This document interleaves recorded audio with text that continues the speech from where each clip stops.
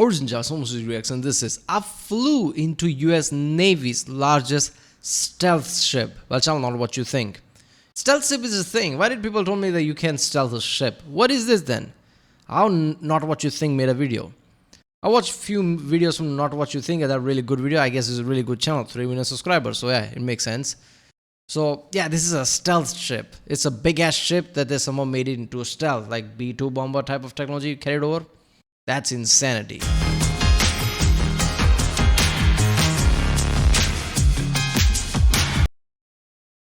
Yeah, so I've been watching military style videos recently, all the different techs and things, jet planes, tanks, geopolitics, how things work, basically task and purpose, fair attrition, real engineering, also Not What You Think, and many other channels.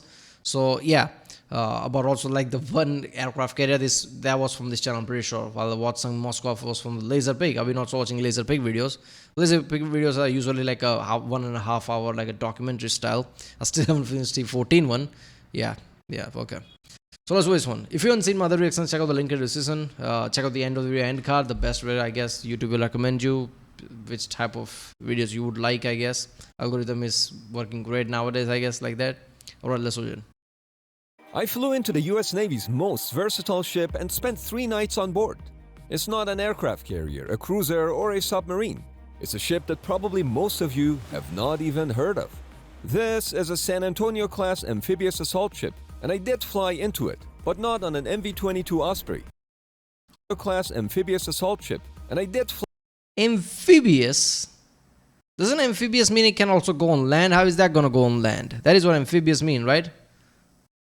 Navy SEALs are supposed to be amphibious and things like that, right?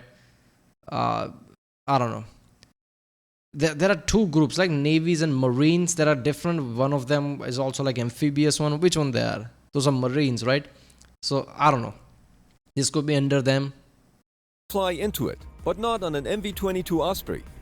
I flew into the belly of this beast on a hovercraft. The amount of design elements incorporated throughout this ship is insane. From mundane things that you wouldn't even think of, like how much force should be required to open and close the doors, to curious things, like why are all the handrails mounted crooked? I'll explain all that and much more.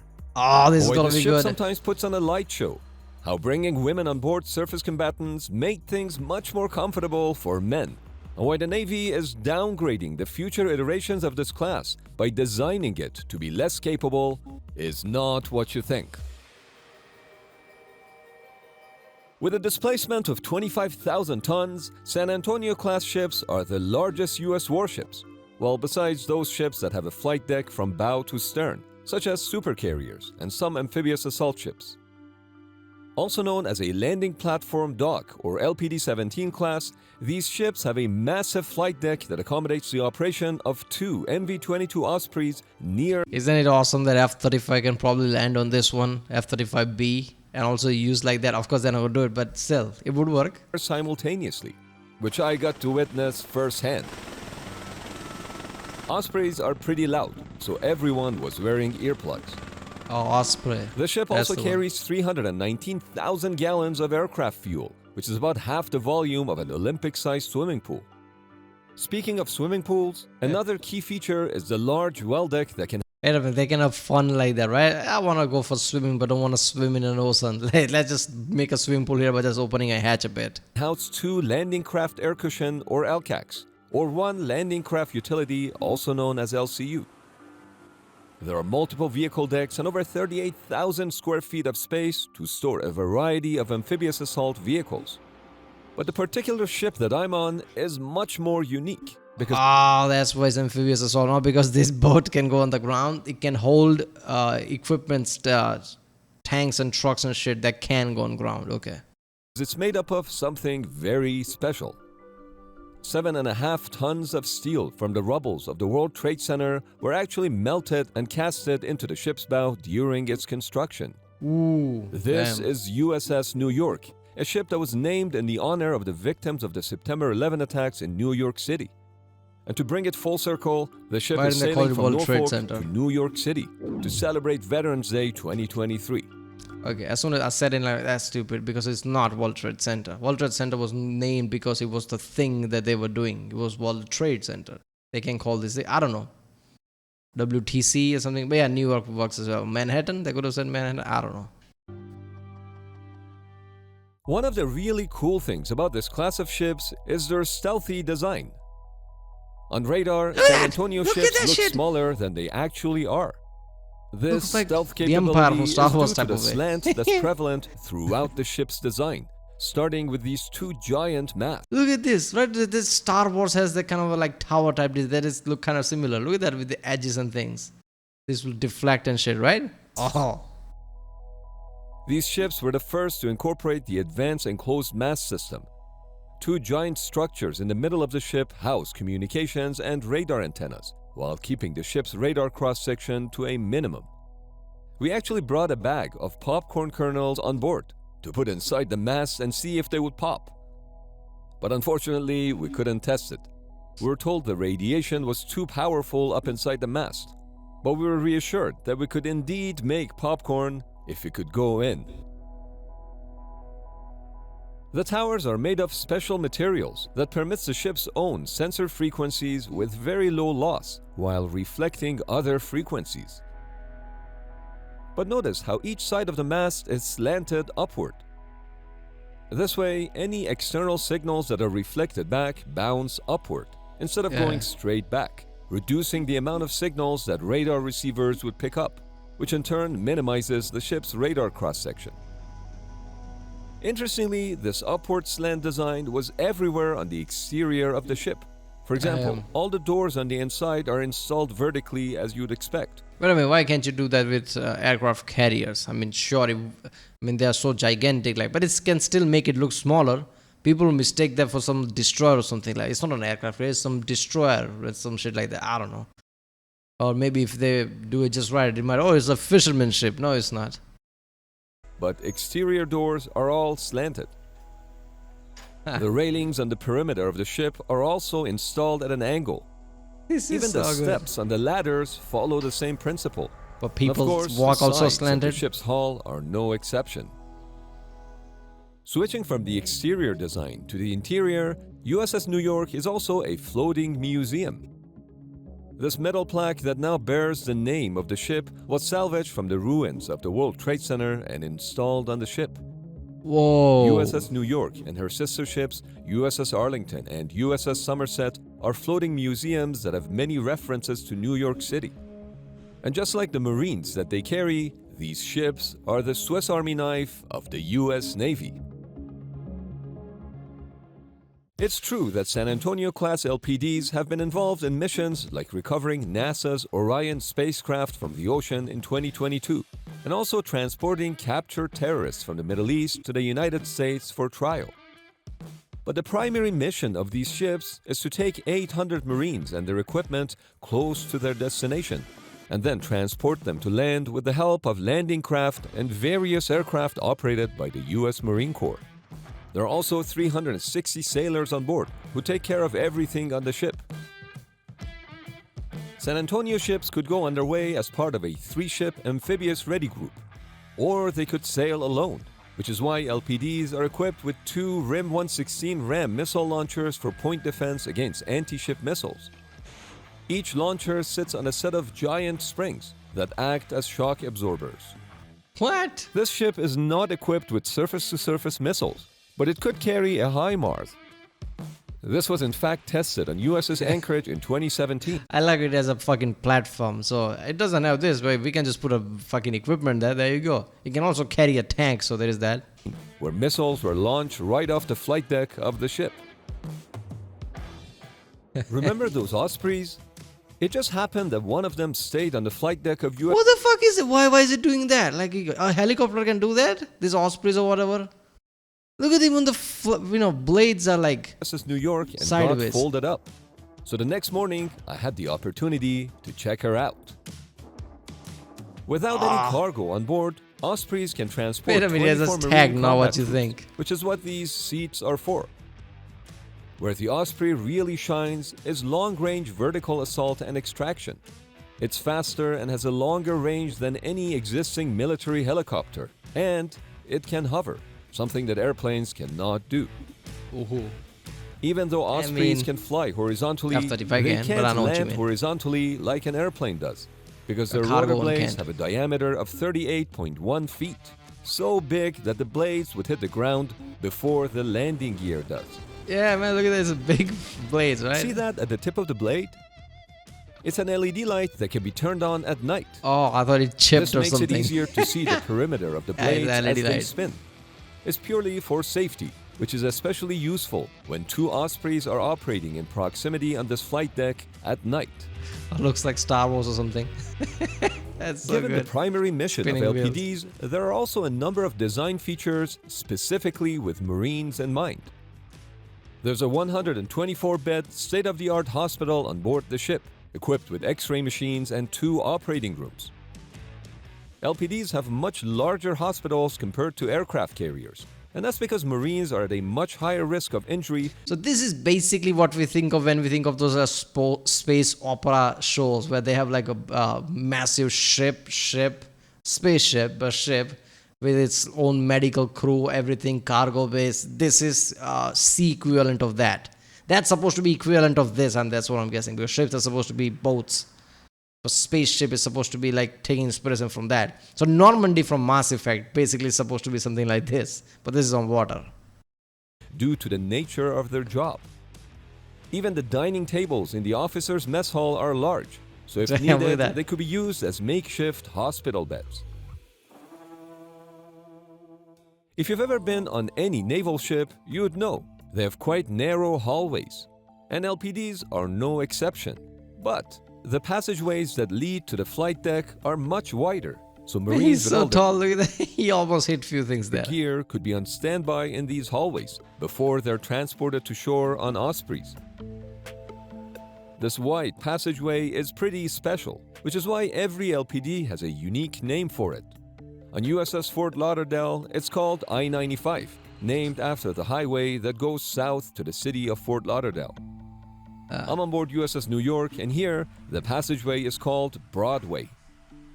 The walls are decorated with dozens of posters from Broadway shows. And not just that, they even have the Broadway Basically, this tells you that this military or navy is from some democratic country, because they put way too many emotion and things to it. Like it's some kind of like a pathway. We should name it. We should like make it more iconic.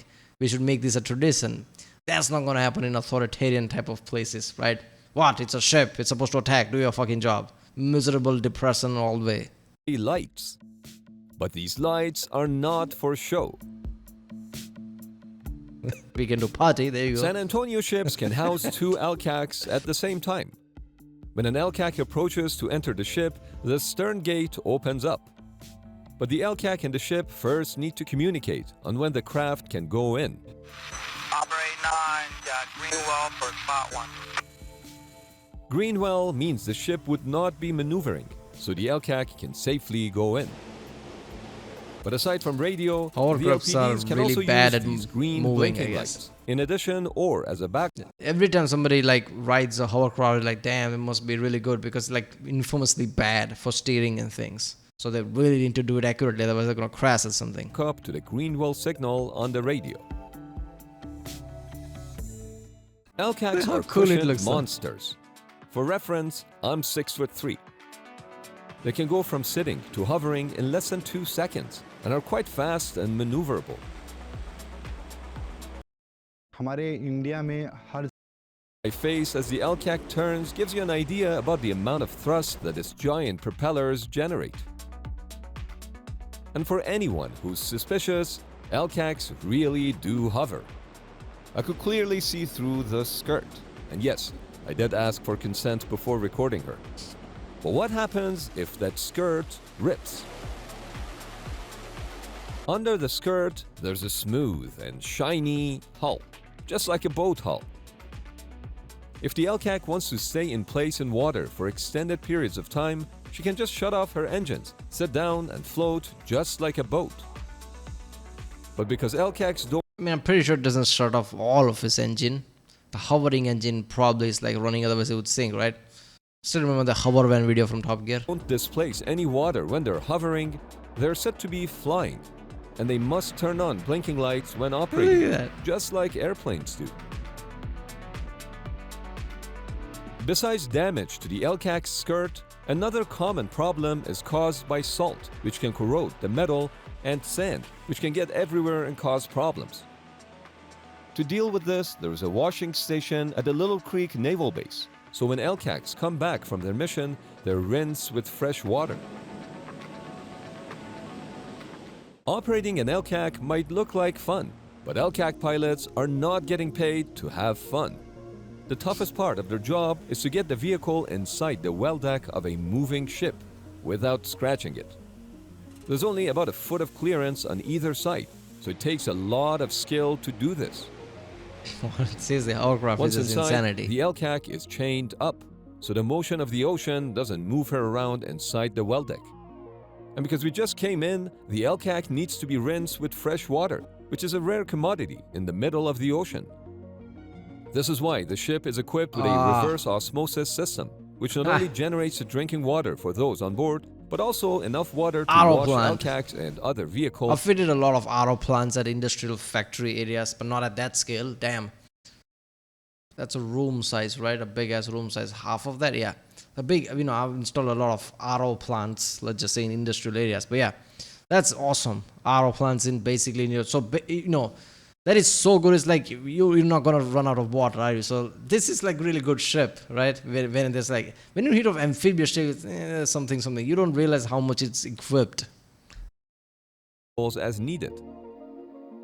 In case you're wondering, this is not the rock climbing part of the gym. This guy is placing these large bolts to secure the stern gate. Yeah. One And thing also that I you can found train, I interesting guess. was that no matter who I talked to, they told me they had the best job on the ship. It didn't matter if it was someone who worked on the bridge and was in charge of navigation, or someone who worked in the most unassuming parts of the ship, like the steering area, where one has to climb and crawl through tight spaces in order to check and maintain the hydraulic systems that move the ship's massive 50,000 There you pound go. rudders. Mechanics of the ship. Or those who worked in the Back to engine space room, opera. located multiple floors below sea level, where it was hot and noisy. But they're having fun, and we're proud of their work. Speaking of pride, Sure, my name is Richard Othmer, and I joined the Navy in 1974. after serving in the U.S. Navy, Richie joined the New York City Fire Department and was a firefighter when 9/11 happened. Many years later, they were going to commission the USS New York, and I happened to be on the commissioning committee. And so Richie, Carl, and two other firefighter friends, Tom and Georgie, had an idea. We got together and we picked up this piece of steel from a flange, from an I-beam flange from the World Trade Center, to honor the firemen, the police, the NYPD, the FDNY, and the Port Authority Police, but also the U.S. Marines and the United States Navy sailors that were going to be manning the ship, because it tied us all together as Americans. It was really special to run into Richie and hear his story. Ironically, it's 14 years ago to this day where the ship was commissioned, November 7th, 2009, so it's kind of nice that you guys asked to talk about this today. I think the gods... The design of San Antonio class reflects the realization that in order to accomplish a mission, quality of life for those on board is just as critical as the technology they use. Systems were designed for 90% American male and female population. For example, the watertight doors were designed to be operated by 25 pounds of force, meaning that the physical effort to secure the door was within 90% of the physical range of those on board. Similarly, the bunk beds are designed to comfortably accommodate 90% of the crew. Now, if your height is in the 96th percentile, which is 6'3", you may not be able to lie down as comfortably in the bunk beds. But don't worry, this class was the first to feature sit-up berthing areas, which is pretty handy if you want to sit up to read a book or write a letter. Although the top bunk doesn't have the sit-up feature, and that's what juniors get. The ratio of showers to troops and heads to troops was also improved on LPDs.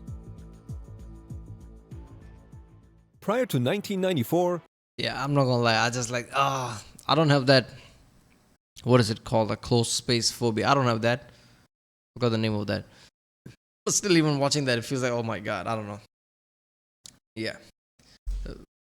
I've been to certain coaches and things, right? Buses that have that kind of like a cubicle style things where you can sleep on top of it. It's like, nah, not for me, man. That's just too much. I don't know why. I don't like that.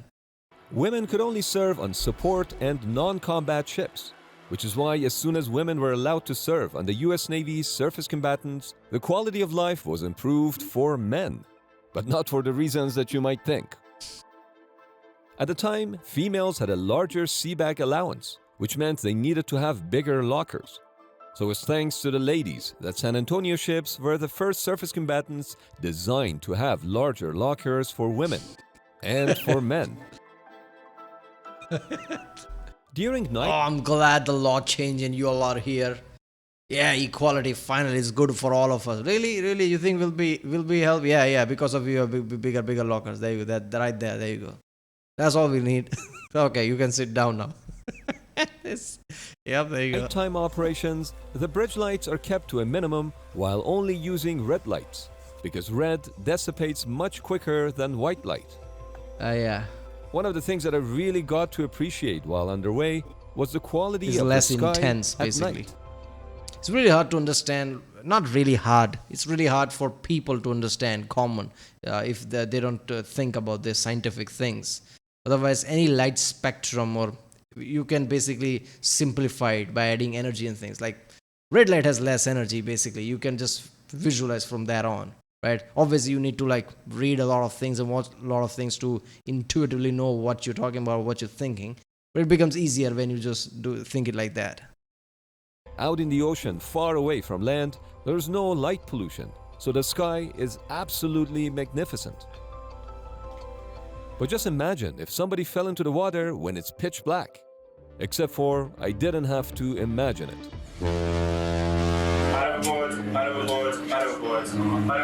Who dropped?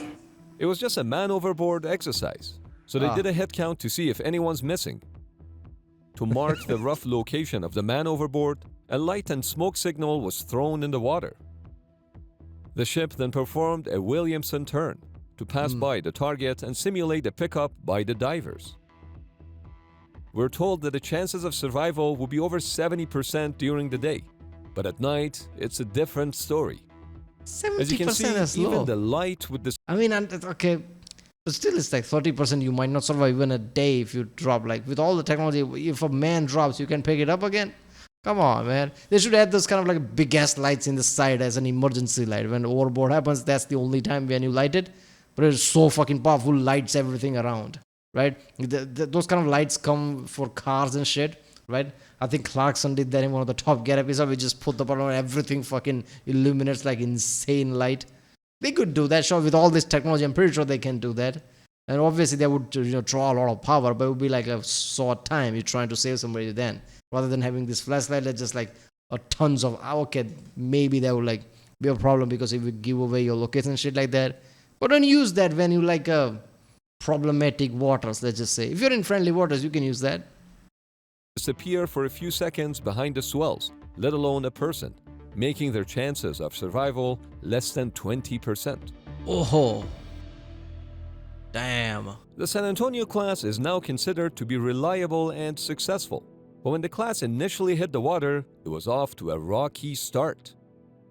The first 5 ships had issues with engines, pipes cracking, and problems with the weapon systems, to name a few. So in 2008, the US Navy assigned a strike team to address these class-wide issues, which took 3 years to resolve. It wasn't until the 6th ship that the sea trial went without any major flaws. As the problems were solved, the US Navy recognized the potential of this class and actually increased the number of ships on order from 11 to 13. It looks so good. Look at that fast forward, but it's That's like all great, pushing but it it doesn't back. explain why the US Navy is now building the second iteration of this class, known as Flight 2, to be less capable and less survivable than the original Flight 1. What? Why? Flight 2 is designed to be a scaled-down version of the original San Antonio class, because it will be replacing older Whidbey Island class and Harper's Ferry class dock landing ships, or LSDs. Instead of designing a replacement class for the LST ships from scratch and going through all the pains of identifying and fixing the problems that would inevitably come up, the US Navy decided to take a different approach. The idea was to take the already mature class of San Antonio ships and remove some of the higher-end features from the design in order to make an affordable amphibious truck. Building a new ship on an existing hull is not a new idea. All the small problems of plumbing and things. The systems might be designed for big size ship. Like if you make it smaller size, like okay, I guess in theory I can see how the problems probably won't flare up because they already address it. But then again, some problems might also flare up because it's down the scale. But those numbers of problem might be smaller compared to if you like started from scratch. So I see where they're coming from. Yeah. Ticonderoga cruisers were built on top of existing Spruance-class destroyer hull. Similarly, multiple flights of Arleigh Burke destroyers were built on the same hull. Some of the features that have been eliminated in the Flight 2 design include replacing the iconic enclosed composite masts with traditional ones. Having enclosed masts increases the sail area of the ship, meaning that when the ship's traveling in winds of greater than 15 knots, it experiences a twisting effect, which makes it difficult to stay on course when traveling at lower speeds. This could be especially challenging during underway replenishment, where San Antonio ship's difficulty with staying on course is combined with the suction effect that all ships experience when moving along in close proximity to another ship. Yeah. They just have to be a lot more conservative in their approach. In addition to replacing the enclosed masts on the Flight 2, the hangar would be made smaller, and the size of the hospital would be cut in half. In fact, the state-of-the-art medical facilities on Flight 1 were so good that the hull is being considered to replace the US Navy's two aging hospital ships, USNS Damn. Mercy and USNS Comfort. The kicker is that even after heavily simplifying the design, Flight 2 would still be more capable than the ships that it's going to be replacing.